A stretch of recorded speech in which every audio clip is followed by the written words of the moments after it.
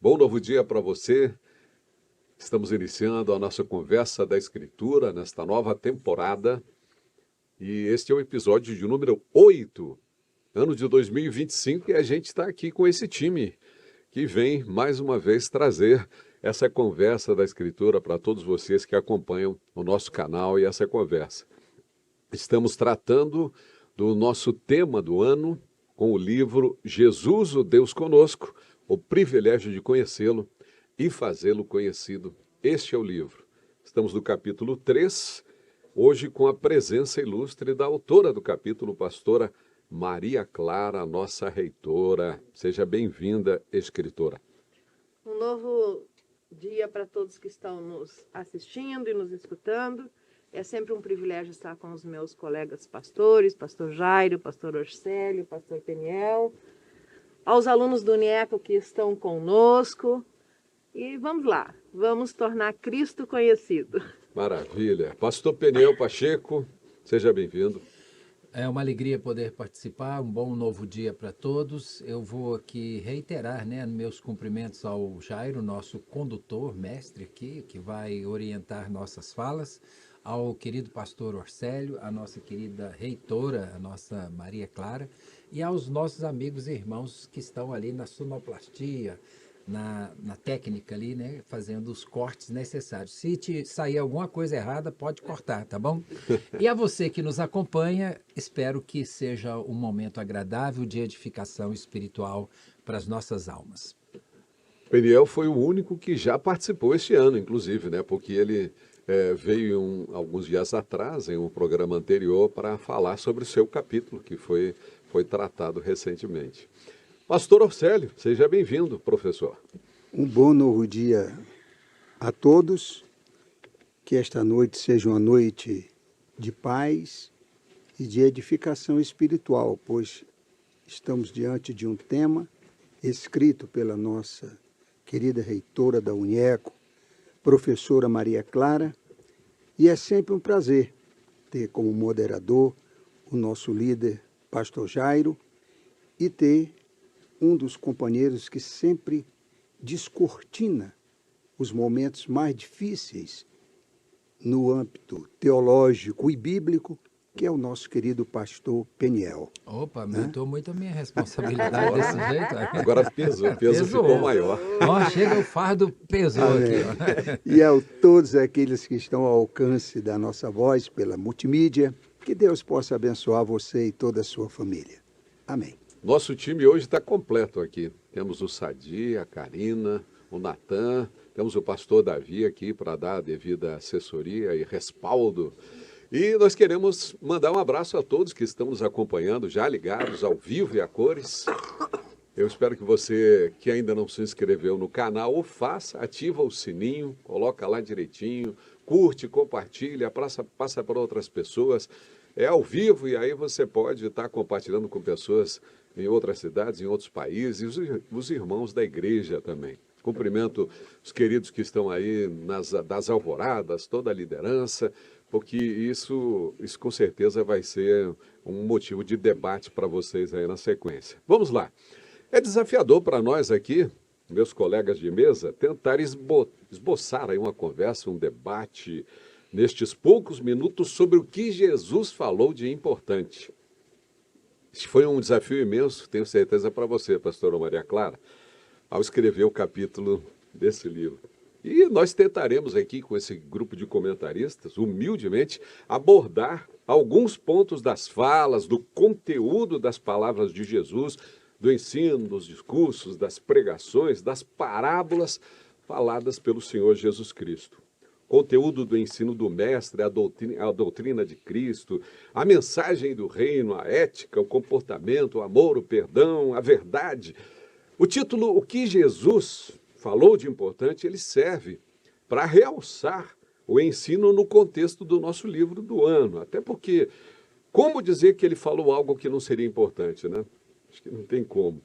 Mas Jesus teve discursos duros, alguns, contra os fariseus e os escribas, que soavam assim como estalar de chicote ou como tiros de rifle, eram coisas muito fortes, E quando a gente vê aquela série de Chosen, não sei quem já assistiu, O autor da série, ele tenta colocar ali um escriba, coloca o Mateus como se fosse alguém escolhido ou designado para ser o repórter, o responsável por anotar as coisas que Jesus estava falando, ensinando, os ditos de Jesus, afinal.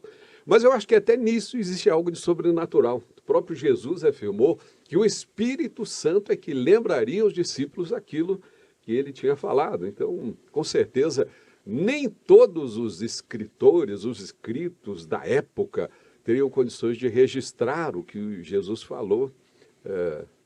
O próprio João escreveu isso, né? Lá no capítulo 21, ele escreveu que nem em todos os livros da época seria possível registrar o que Jesus falou. Então, longe de exaurir, de aprofundar muito, a nossa intenção mesmo aqui vai ser apontar assuntos que serão avaliados por você, que está nos acompanhando, e também pelo pessoal que vai conversar aí nas alvoradas nos próximos dias. Então, que o Espírito Santo nos ilumine nessa conversa de hoje. Eu já começo passando para a nossa escritora do capítulo, pastora Maria Clara, para que faça o seu comentário inicial sobre o tema. Por favor.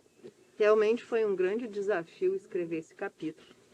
E eu fiquei me imaginando, sentada conversando com o Senhor, dizendo, afinal, Senhor, o que você falou? Porque o que ele falou está escrito na sua palavra, né? E Jesus falou de muitas histórias, ilustrou muitas coisas semelhantes para ensinar aquele povo, e de diferente maneira. Agora Jesus vem ensinar o quê? O seu amor. Diferente do que era ensinado à época, né? E no livro eu retratei sobre a importância do reino de Deus, porque o Senhor, em todos, a sua palavra, ele fala do reino de Deus. E como ele fala sobre esse reino de Deus? Ele fala que ele é o caminho, que ele é a verdade, que ele é a vida. Aí ele ensina, dizendo, olha, venham a mim todos os que estão cansados e sobrecarregados. Ele vem nos ensinando como devemos participar desse reino. Também vai nos ensinar a orar, e aí eu cito isso no nosso livro, né? E fala sobre como ele nos escolheu. Depois vou dar ênfase às bem-aventuranças do Senhor. E ele vai nos ensinar também a jejuar. Então, procurei fazer algo muito sintético, vamos dizer assim, sobre tudo o que ele falou. Eu procurei realçar, ou destacar o que é os nossos princípios básicos para uma vida cristã. Foi nisso que eu me detive nessa escrita desse capítulo. Pastor Orcélio, a autora tratou principalmente sobre o reino de Deus, sobre alguns temas importantes que Jesus falou. Como é que você pode elencar para os nossos ouvintes, os nossos irmãos que estão nos acompanhando, inclusive alguns já estão até mandando recados aqui. Tem bastante gente, um abraço a todos, obrigado aí pela sua participação. Como é que dá para elencar as prioridades do reino que foram destacadas por Jesus no conteúdo das mensagens narradas pelos evangelistas? O que significa, por exemplo, o reino de Deus não vem com aparência exterior, ele está dentro de vocês, segundo Jesus falou lá em Lucas, registrado no capítulo 17. Amém. Esse tema proposto pela nossa pastora Maria Clara, ele é muito profundo no contexto teológico. E ele nos emociona quando nós pensamos em reino de Deus e que nós fazemos parte dele. Não é? Isso é importante. Eu vejo que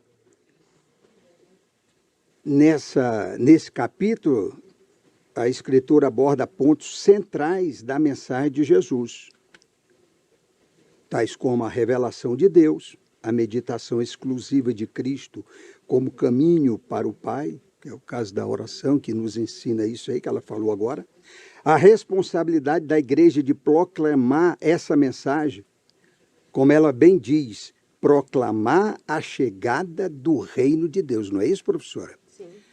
E a esperança escatológica da volta de Jesus Cristo, isso é muito importante. Então, aí são duas perguntas que o irmão colocou para nós estamos respondendo. Entre as mensagens, os temas mais relevantes, mais importantes que eu vejo, não é? são justamente o arrependimento e transformação. Isso aí é uma prioridade, porque Jesus começou o seu ministério já dizendo: arrependei-vos, porque é chegado o reino de Deus. Então eu acho esse tema do arrependimento e a transformação. Porque a pessoa se arrepende e você vê a mudança, você vê a transformação da pessoa através do evangelho, através da mensagem. E o amor e a misericórdia. O amor porque é algo principal. Primeiro, o amor a Deus. Segundo, o amor ao próximo, né? E a misericórdia. Se nós não tratarmos desse tema, como nós vamos nos aproximar das pessoas e sentir o que eles estão sentindo, pensar como eles estão pensando e tentar orientá-los para o reino de Deus, né? Pastor, fale. Um adendo aqui. É interessante ressaltar que quando se fala em reino de Deus, muitos pensam que é um lugar. Onde é que está esse reino de Deus? Eu quero ir para esse reino de Deus, né? E é importante nós ressaltarmos que não é um lugar, mas é um estado de vida, é um governo onde se manifesta a paz, a salvação e a justiça, entre outras coisas. Isso. E Jesus disse: ele está entre vós e dentro de vós. Você percebe esse reino atuando hoje no cotidiano da igreja, pastor Sérgio? Claro. Só sentir aqui ao teu lado essa paz, sentir a paz ao lado do pastor Peniel, e sentir uma paz ao lado da pastora Maria Clara, e sentir um ambiente, como estou sentindo agora, saturado do Espírito Santo, isso aqui já é o reino de Deus, rapaz. Oh, glória a Deus. Você quer concluir? Concluo. Tá? Então, eu falo ainda da justiça e humildade, e falo também da inclusão e graça. Porque ele mostrou que o reino de Deus não era exclusivo para um grupo, para os judeus, mas para todos aqueles que nele crê. Então, isso é muito importante. A outra pergunta que o irmão está fazendo aí é a respeito o que significa, por exemplo, o reino de Deus. Não vem com aparência exterior, ele está dentro de vocês, né? Ele está dentro de vós. Então, essa interrogação que Jesus fez aos fariseus sobre o quanto havia de vir o reino de Deus, Jesus lhe respondeu e disse: o reino de Deus não vem com aparência exterior, nem dirão, ei-lo aqui ou ei-lo ali, porque o reino de Deus está dentro de vós. E eu gosto muito dessa particularidade, porque os fariseus perguntaram a Jesus quando o reino de Deus viria. E Jesus disse: ele já está aqui, ele já está entre vós e ele está em vós. E como vai estar em vós? Está em vós quando você abrir o seu coração, porque ele está batendo. Não é assim que a palavra de Deus diz? Ele está batendo. E quando ele bate, você abre a porta, então você tem condições de entrar. E quando ele entra, não é? Você é, né, abençoado por Deus. Amém. Então é isso aí. Pastor Peniel, né, pastor? Existem muitos rabinos, muitos mestres, eles já existiam na época de Jesus e eles estavam muito atuantes lá. E a gente percebe na narrativa dos evangelhos que Jesus confrontava essa turma, ele não deixava barato. Qual é a diferença entre a forma de Jesus ensinar e essa forma que os líderes judeus, os líderes religiosos da época de Jesus o faziam? Com base lá em Mateus 7, 29, que autoridade que Jesus demonstrava, que era diferenciada para ensinar as multidões e isso as atraía. Muitas vezes o rito religioso ele é baseado em determinados fundamentos ligados, por exemplo, a um rito, né? As pessoas cumpriam determinados protocolos e elas repetiam aquele protocolo, dizendo de maneira reiterada algumas frases de efeito, etc, etc. Quando Jesus começa o seu ministério, e mesmo antes disso, aos 12 anos, ele já impressionava os doutores da lei, Jesus faz uma inversão na pauta. Ele não traz essa preocupação de você apenas decorar determinados trechos da lei e repeti-la ou colocá-la na testa, nas testeiras ou, enfim, nos portais. O que Jesus veio fazer foi ensinar fazendo e fazer ensinando. Excelente. É assim que Lucas começa o seu segundo, que a gente chama lá, né, tratado. Ele diz assim, fiz o primeiro tratado, que é o Evangelho de Lucas. Segundo Lucas, né? Acerca de tudo que Jesus começou não só a fazer, mas a ensinar. Fazia ensinando e ensinava fazendo. É por isso que as pessoas diziam assim, que eles se admiravam do seu ensino, porque ele falava como quem tem autoridade.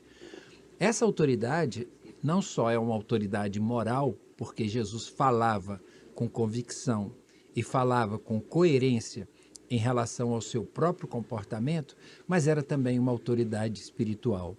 Jesus foi ousado a dizer, eu sou a verdade. Parece-me que a grande dúvida do ser humano é escolher entre muitas opções qual é aquela que é realmente verdadeira, especialmente quando se fala das coisas imateriais, transcendentais. E Jesus teve a ousadia, a coragem de dizer, eu sou a verdade. Então, todo o ensino de Jesus vai ser baseado nessa premissa. Você precisa conhecer a verdade, porque só a verdade é capaz de libertar. Então, o ensino de Jesus, ele vem trazendo todo um contexto baseado nessa experiência de vida em que a verdade não é algo que você vai ficar perseguindo lá fora. A verdade vai ser algo que vai se incorporar à sua própria vida e o seu viver vai demonstrar essa verdade a partir do que Jesus chamou de um novo nascimento, uma nova vida, uma nova experiência.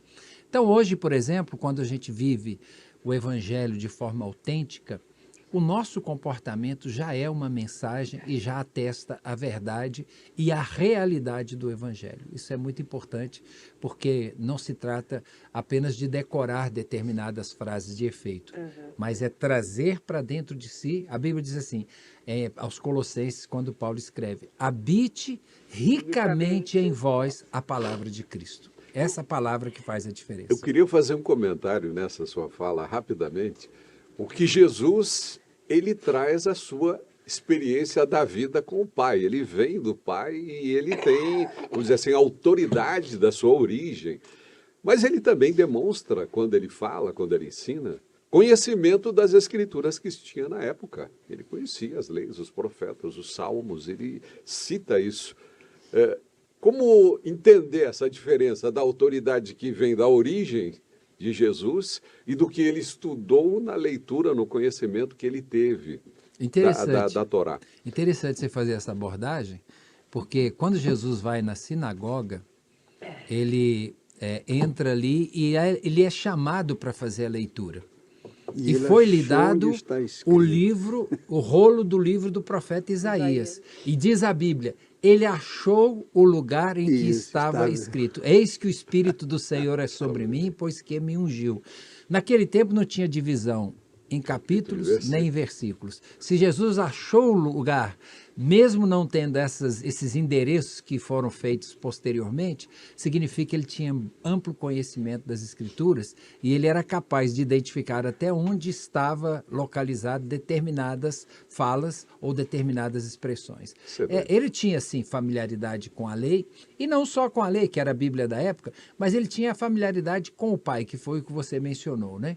Quem vê a mim, vê ao Pai. Então, ele era revelação. Esse revelar quer dizer descortinar, tirar o véu que encobre. E Jesus veio para fazer isso. Olha, você quer saber quem é o Pai? Olha para mim. E será que nós temos a ousadia para dizer, você quer saber como é o Evangelho, como é a verdade? Olha para mim? Talvez não, nem todos. Pois é, nem todos, né? Queria aproveitar e cumprimentar a todos que estão com a gente aqui. Muita gente, tem um psicanalista aqui, Davi Silva, quem será? Eunice, Alessandro, Andréia, Samuel Tenório, André Luiz Pacheco da Costa. Um abraço para o meu irmão André, continuamos orando pela sua esposa aí, querido, Deus vai nos dar vitória. A Marta Correia, a Patrícia, que sempre está com a gente, Sali, Raimunda, tanta gente aqui, muito obrigado pelos recados. Turma só está crescendo e quanto mais você compartilhar, mais gente vai estar conosco aí. Pastora Maria Clara, Jesus, ele escolheu ensinar por meio de parábolas, usando elementos simples do cotidiano para trazer grandes verdades. O que isso revela sobre o caráter do reino de Deus e para qual tipo de pessoas essa mensagem é direcionada? Essa mensagem é direcionada não só para aquele povo naquele tempo, mas para nós hoje. Porque a parábola requer uma reflexão. E quando Jesus falou em parábolas, ele impactou o comportamento daquele que ouviu.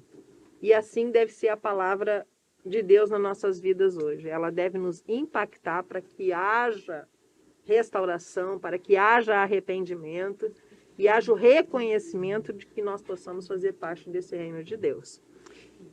E o tempo era O curto. tempo era curto. E Jesus não podia perder tempo e ele não podia expor todo a sua gama de conhecimento em forma de mensagens e as pessoas criticarem e ficar um sermão vazio. Então ele deixava sempre, não é, na cabeça das pessoas aquela expectativa.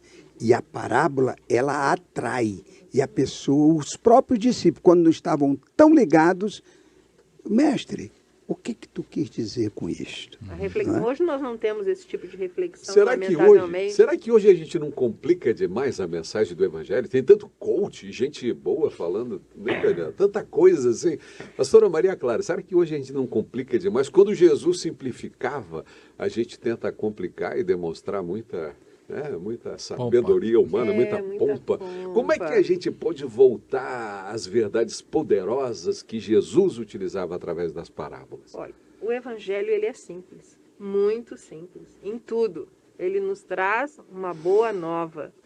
E como é que eu complico isso? Quando eu não entendo, quando eu não tenho um relacionamento com o Senhor, quando eu não consigo interpretar aquilo que o Senhor quer nos falar. Então eu passo a colocar, a adicionar coisas que não são da palavra para interpretar aquilo que o Senhor quis dizer. Quando Deus se manifestou ao mundo, num primeiro momento, ele escolheu Israel. E aí ele quis proclamar o seu reino ali. E de Deus para o homem há a revelação. Agora, do homem para Deus há a interpretação. Quando as pessoas não interpretam, não fazem a verdadeira hermenêutica, o que surgem? As heresias. E aí o que acontece? Vão se justificar aquela heresia. E é a coisa mais fácil hoje em dia justificar uma heresia. Porque você pega um texto, faz a sua interpretação, não é inspirado pelo Espírito Santo de Deus para a verdadeira hermenêutica, que é a palavra do Senhor. Isso ocorre muitas vezes hoje em dia. É a professora falando, é uma diferença, olha. Eu estou dizendo, pois não, Penel. Não, interessante sobre essa questão da parábola, existe uma máxima que diz assim, no momento em que você for transmitir conhecimento, informação, você for transmitir um ensino, é importante que você perceba quem é o seu ouvinte. Você tem que explicar tomando o simples para explicar o complexo, partindo daquilo que é compreensível para tentar ilustrar o que é, talvez, difícil de ser entendido por ser de natureza espiritual. Então, Jesus fazia o seguinte, ele pegava as pessoas e, com base no cotidiano dessas pessoas, ele tentava transmitir aquilo que é uma compreensão ilustrada, figurada do reino de Deus, né? Eu acho que é por isso que a parábola fez tanta diferença no ministério e no ensino de Jesus. O pescador ouvia uma parábola sobre o peixe. Fala de transformação, fala de amor, de misericórdia, de justiça, de humildade, que as pessoas serem humildes. Porque uma coisa é você tratar hoje com as nações, a outra coisa é você tratar exclusivamente com a nação de Israel. Tratar com Israel não é assim, você chegar e só pregar o evangelho. Você tem que mostrar o caminho. Você tem que dizer qual é o caminho. Você tem que apresentar o caminho. E quando você fizer tudo isso, e que ele mesmo disser, eu sou o caminho, eles ainda tiram o chapéu e dizem assim, eu não acredito, eu não creio, eu não creio. Então, esse capítulo 5 de Mateus, ele é marcado pela humildade, ele é marcado pelo amor. Essas bem-aventuranças, ela descortina na nossa vida e nos mostra verdadeiramente que nós somos o reino de Deus. Nós somos o reino de Deus. A pastora Maria Clara foi bem claro, né, quando ela falou que o reino de Deus, ele está dentro de nós. E aí eu fiquei imaginando isso. Se ele está dentro de nós, o que na verdade o grego fala sobre isso dentro de nós? Veja só como Jesus é profundo.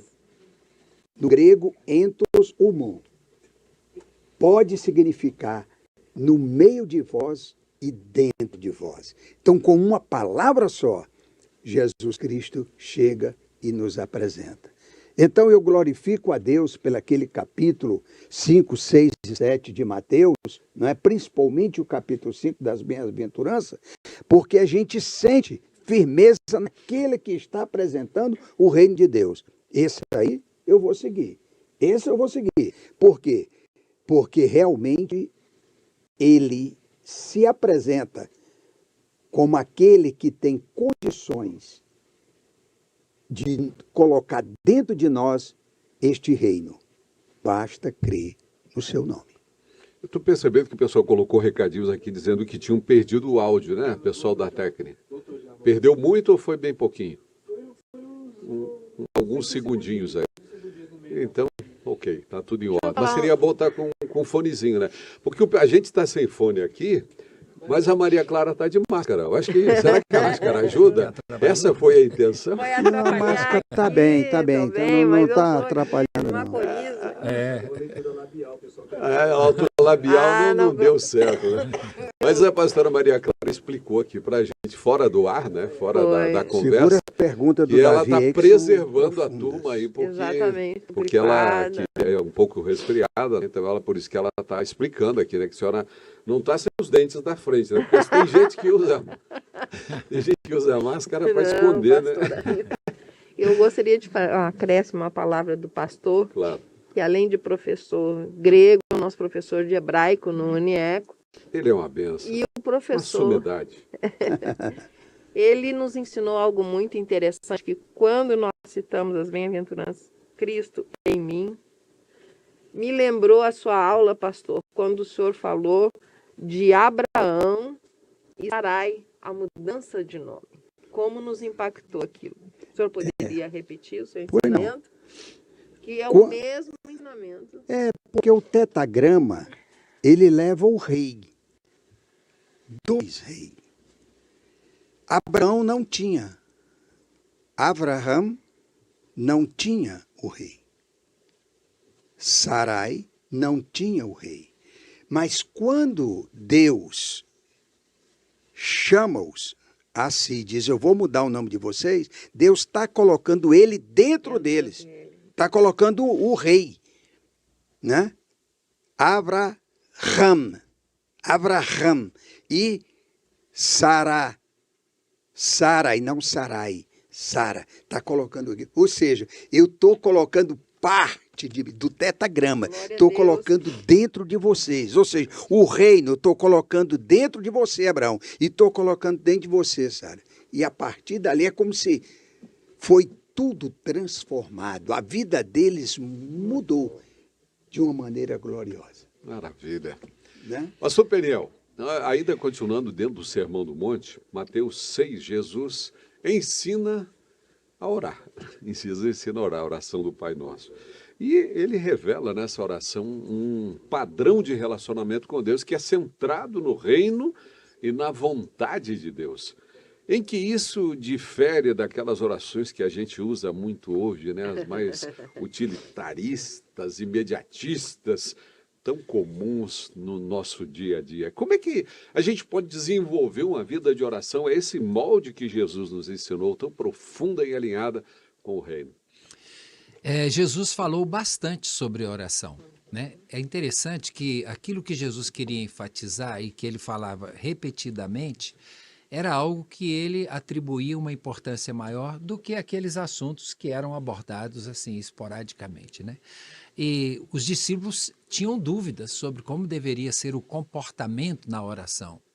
E aí eles viram em Jesus um mestre à altura, porque Jesus demonstrava viver uma vida de oração, e eles disseram: Jesus, ensina-nos a orar. Esse aprendizado a respeito da vida espiritual é um aprendizado que requer de nós disciplina, compromisso, envolvimento com aquilo que é a essência daquele ensinamento. E Jesus ensinou a orar não para repetir palavras. Ele passou alguns princípios que devem fazer parte da oração. Primeiro, a nossa oração não é para nós mesmos e nem para os outros. É o Pai Nosso que está nos céus. Segundo, a oração, ela não é necessariamente um pedido, ela é um reconhecimento. O pão nosso de cada dia nos dai hoje. E segundo, que a oração também não é uma imposição da nossa vontade perante a vontade de Deus. Ao contrário, é uma submissão nossa à vontade de Deus. Seja feita a tua vontade, assim na terra como no céu. Então, o princípio da oração que Jesus ensinou especificamente na oração do Pai Nosso, é que a gente não ora apenas repetindo palavras. Jesus mesmo disse: não useis de vãs repetições. E Jesus falou uma coisa sobre oração que é muito forte. Ele disse assim: vocês oram e não recebem porque vocês oram de maneira errada. Vocês oram, pedis mal. Pedis mal quer dizer, vocês estão fazendo a coisa de maneira inversa. Ele diz assim: porque pedis para gastardes nos vossos próprios deleites. A oração não é a fichinha da máquina de níquel lá que você coloca e tira uma Coca-Cola ou algum produto. Não, a oração não é um tributo que você paga a Deus no sentido de dizer assim, estou pagando, devolve para mim. Não, a oração é um reconhecimento, acima de tudo, da soberania de Deus. Por isso que Jesus ensinou dizendo assim, quando vocês orarem, saibam de uma coisa: tudo o que vocês pedirem ao Pai, em meu nome, crendo, recebereis. Então, Jesus é o intermediário, Jesus é aquele que, de fato, tem acesso livre ao Pai para fazer com que a nossa oração se torne chancelada, autenticada, verdadeira. E ele diz assim, tudo o que pedirdes, segundo a sua vontade, ele vos atenderá. Então, o propósito da oração é, em primeiro lugar, o que Deus deseja que eu faça? E aí, a nossa oração é uma declaração de que a vontade de Deus se confirma nas nossas palavras quando nós oramos. Deus já decidiu lá no céu, então eu trago essa decisão aqui para a terra e me torno um agente de Deus, declarando com as minhas palavras que eu estou submisso àquilo que ele deseja realizar. Acho que o grande princípio da oração é esse. Maravilha. Nós estamos hoje conversando sobre o que Jesus falou de importante, que é capítulo do nosso livro do ano. Jesus, o Deus conosco, o privilégio de conhecê-lo e o dever de fazê-lo conhecido. E a autora do capítulo de hoje, que a gente está debatendo, é a pastora Maria Clara. Eu queria pedir a sua participação ao falar para a gente um tema assim que eu acho fundamental dentre os ditos de Jesus, quando ele afirmou ser o caminho, a verdade e a vida, lá no Evangelho de João, capítulo 14, no verso 6. Jesus aí está excluindo outras possibilidades de acesso ao Pai. Como é que a gente lida com essa afirmação num mundo que é tão pluralista e relativista, pastora Maria Clara? Jesus é o único caminho. Atos 4:12. Ele é a verdade e ele é a vida. E ao mesmo tempo que ele é o caminho, ele é a entrada deste caminho para o reino de Deus.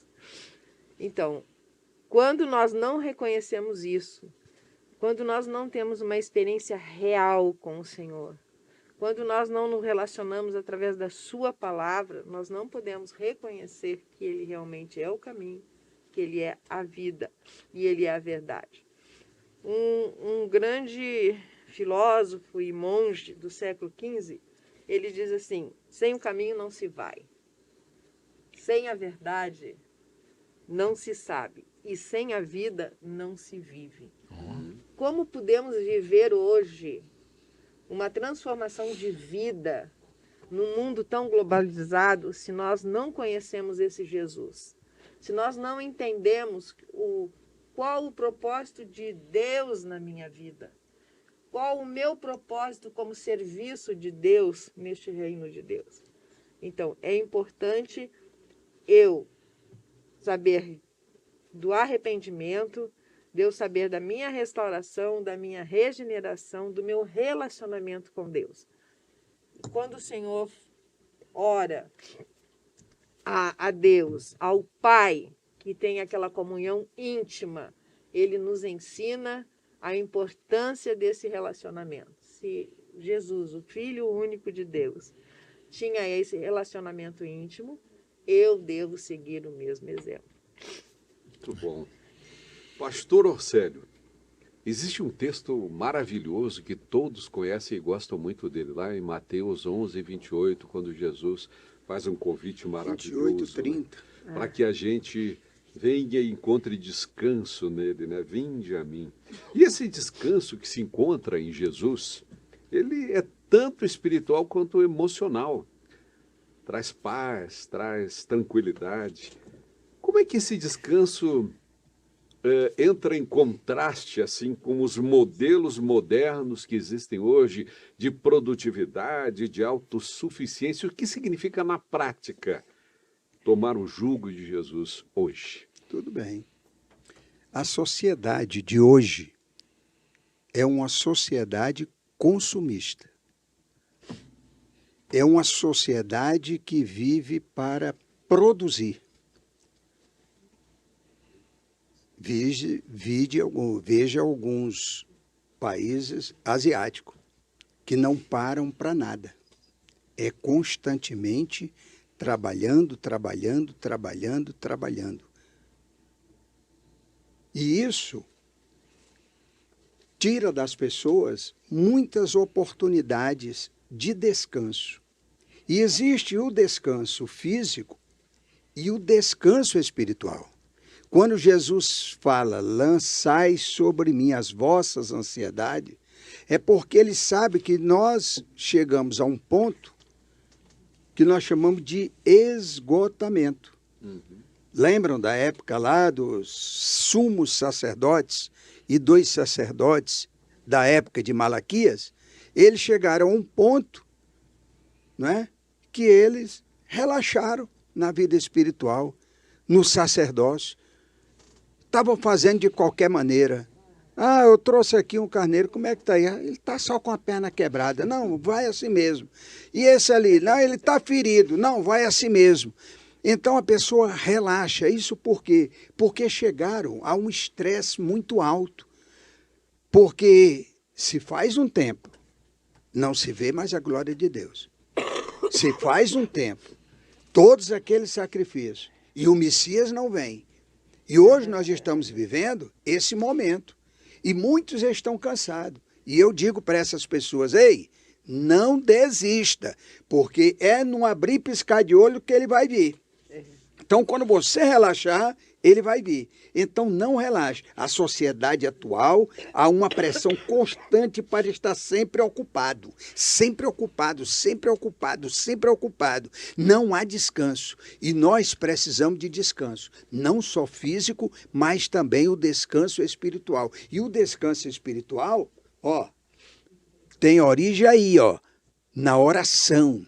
Tem origem quando nós colocamos diante de Deus as nossas necessidades, as nossas ansiedades, e nós pedimos a Deus e confiamos em Deus e aguardamos no Senhor. Então, o cansaço espiritual, o cansaço interior é muito maior do que o físico. O cansaço físico você sente no corpo. E o cansaço da alma você sente na alma e no corpo. Então, isso é que é muito importante. Então, o jugo, o que é o jugo? É você colocar aquela Canga. canga em dois animais. Se um vai para frente, o outro também tem que ir. Se o outro vem para trás, o outro também tem que vir.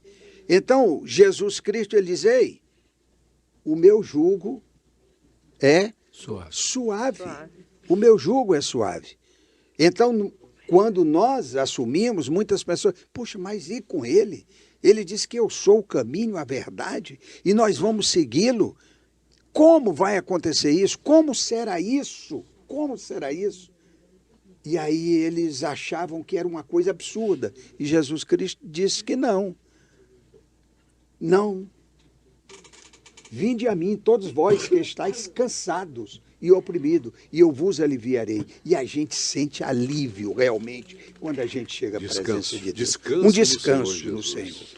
Pastor Peniel, Jesus deu aos discípulos a missão de proclamar o reino de Deus. E é o tema da De Novo Dia ao longo do ano, né? Tornar Cristo conhecido. Como equilibrar esse falar do reino e viver o reino? Quais os desafios a gente encontra para tentar ser uma testemunha fiel do Senhor Jesus no nosso ambiente diário? É interessante que quando os discípulos lá na igreja primitiva foram coagidos a se silenciarem a respeito da mensagem de Jesus, eles foram pressionados a jamais falar sobre Jesus. Foi logo depois da cura daquele paralítico à entrada do templo, né? Falou assim, olha, vocês estão proibidos de falar no nome de Jesus, né? Aí eles disseram assim, bem, primeiro nós devemos aqui indagar se convém antes ouvir a vocês ou ouvir a Deus, né? E segundo, eles disseram assim, nós não podemos deixar de falar do que temos visto E ouvido. e ouvido. Essa experiência do ver, do ouvir, do perceber, são percepções, dois dos nossos sentidos, a visão e a audição, são janelas que levam para o nosso entendimento a maneira como a gente interpreta as coisas aqui ao nosso redor, né? E eles disseram assim, o que nós ouvimos e o que nós vimos mexeu tanto com a gente, impactou tanto a nossa vida, fez tanta diferença para nós, que nós não temos silenciar Não mais. tem como. Agora, isso entrou em nós. É o reino. O reino entrou. E nós não temos como não fazer com que isso se torne Notório. divulgado, publicizado, ou seja, nós não temos como deixar de falar daquilo que foi colocado dentro de nós. E eu acredito, você falou, como fazer isso hoje? O caminho é esse. O dia que o evangelho de Jesus for totalmente assimilado por nós, introjetado na nossa vida, de maneira que tudo quanto a gente for fazer, de alguma forma a gente vai olhar pelo olhar do evangelho, a gente faz com que o reino de Deus esteja presente. Eu acho que a gente erra nos nossos alvos quando a gente começa a pegar bandeiras mundanas, eu diria mundanas, não no sentido assim de dizer apenas que são coisas vis, né? Passageiras, mas coisas que parecem ter significado e sentido para a luta humana, para o envolvimento do homem numa relação de busca de poder. Quando a gente introjeta isso e isso vira o referencial da nossa vida, a gente começa a agir na carne, no osso, no braço, na força pessoal. Mas quando o reino de Deus se torna nossa prioridade, é diferente. Primeiro, a gente não precisa brigar com ninguém, porque o amor é a referência. Segundo, a gente não precisa sair por aí de maneira espalhafatosa, tentando fazer pirotecnia, show, espetáculo. Não. Quando o reino de Deus entra para dentro da gente, a gente não consegue parar de falar. O evangelho é o poder de Deus, né? Para a salvação de todo aquele que nele crê. Todo aquele que Paulo crê. diz assim, eu não me envergonho do evangelho, Mas hoje em dia, às vezes eu me envergonho dos evangélicos. evangélicos. Mas você fala assim como se realmente fosse algo que transborda, né? O Transborda. evangelho tem que transbordar, então não tem que fazer tanto esforço assim, aquela... O salmista não diz, o meu cálice transborda? É isso. Ora. Não, isso. e a palavra entusiasmo, que é a marca dos discípulos, eles falavam com ousadia e intrepidez. Isso é a ousadia do entusiasmo. Quer dizer, literalmente, já que nós estamos diante de um professor de grego aqui, ele pode confirmar para a gente. Entusiasmo significa ter Deus dentro de si, Deus do lado de dentro. Amém. Então, esse entusiasmo, esse que brota dessa presença divina na nossa vida, é que é o reino de Deus que está em vós e agora ele estará no meio de vós, porque você vai ser um propagador desse Dentro reino. como? Dentro de você. Muito bom. Bem, nós estamos acabando, o tempo foi. Já se foi. Meu Deus. Mas nós vamos tentar uma rodada com 1 minuto de resposta. Que tal? Vamos lá, pastora Maria Clara. Um dos importantes ensinamentos de Jesus foi sobre a necessidade de proclamar o evangelho do reino de Deus, as boas notícias, ensinando-os a guardar todas as coisas que vos tenho ordenado. Essa frase, ela tem uma pegada diferente, ir além, além do id, né? Como é que dá para destacar esse tema, essa bandeira do nosso ministério? 2 verbos importantes. Primeiro, ensinando. E o segundo, ordenando. Então, você só pode ir se você aprendeu. E se você aprendeu, você vai ensinar. Essa é a máxima da pedagogia. Quem aprende, ensina. Quem ensina, aprende. E, sobretudo, uma ordenança. Eu estou introspectada, entusiasmada com esta palavra, né? Transbordando por ela, porque mudou a minha vida. Eu tenho condição agora de ensinar e seguir aquilo que o mestre me ordena. Vão e pregai o evangelho. Ser o testemunha significa faça aquilo que você está sentindo hoje, a sua transformação, que siga de exemplo a outros onde você estiver. Pastor Orcélio, Jesus veio ao mundo, nasceu, viveu, ensinou, preparou seus discípulos e os comissionou, foi morto, ressuscitou e informou que voltará para estabelecer um novo tempo, novos céus, nova terra. Sobre a volta de Jesus, qual é a base desse ensinamento em 1 minuto? É possível? Amém. Então eu vou falar em 30 segundos e o outro 30 segundos eu vou falar ainda, tomai sobre mim o meu jugo, né, que eu não concluí. Tomai sobre mim o meu jugo é chamar Jesus Cristo, né, estar ao meu lado, andar com Jesus. E é isso que a gente precisa fazer. Nós estamos perdendo o referencial, a identidade, porque nós estamos andando com muitas pessoas, mas não estamos andando ao lado de Jesus, não é? Sobre a vinda de Jesus Cristo, é promessa, e promessa não se discute. Jesus virá e virá buscar o seu povo, ou seja, todos aqueles que fazem parte do reino de Deus, ou seja, que aceitaram a Cristo como único suficiente Salvador e aguardam a promessa, porque ele se manifestará e virá buscar a sua igreja. Amém. Pastor Penel, não sei se é possível, mas como sintetizar a doutrina de Cristo? Se você fosse escolher aí ou apontar algo que resume a doutrina de Jesus, o que você faria? É, dura coisa me pediste. Bom, Jesus disse que a síntese mais interessante da lei era ama o teu próximo como a ti mesmo e ao Senhor Deus acima de todas as coisas. Pronto. Jesus disse, nisso resume toda a lei. Agora, um reino precisa de lei. Não existe reino sem lei. E se a lei for apenas um decoreba, ela vai ser apenas para ser usada no tribunal, para condenar ou para inocentar. Agora, quando a lei ela não é apenas uma letra numa escala jurídica, mas ela é muito mais do que isso. Ela é um estilo de vida, uma maneira de ser, um modo de viver. Aí essa lei ela tem que ser exemplificada pela conduta que reflita aquilo que a lei diz. Por isso que Jesus disse, tem que amar o próximo como a ti mesmo e amar ao Senhor teu Deus sobre todas as coisas. E nisto resume toda a lei. Então o que eu quero dizer com isso?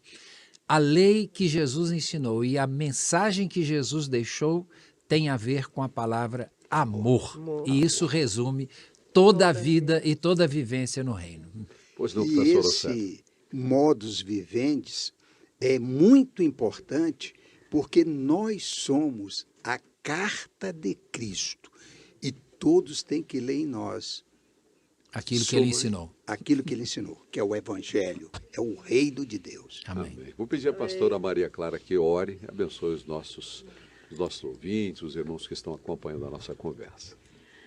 Maravilhoso Deus e eterno Pai, nós te louvamos. Nós te bendizemos, Senhor, por este momento e, sobretudo, Senhor, sobre a tua palavra, que nos ensina, Senhor, a submissão, a disciplina e, sobretudo, Senhor, nos ensina a cumprir o teu ide, Jesus amado. Nesta noite, Senhor, que muitas vidas, ao escutar a nossa conversa, possa ter sido impactada, Senhor, assim como nós somos a cada dia quando lemos a tua palavra. Assim nós oramos em nome do teu Filho amado, Jesus Cristo. Amém. Amém. Amém. Para você, um bom novo dia, em algum momento que você estiver acompanhando, você que acompanhou ao vivo, receba o nosso abraço, o nosso carinho. Que Deus te abençoe. Amém. E até a próxima semana com um novo episódio da Conversa da Escritura.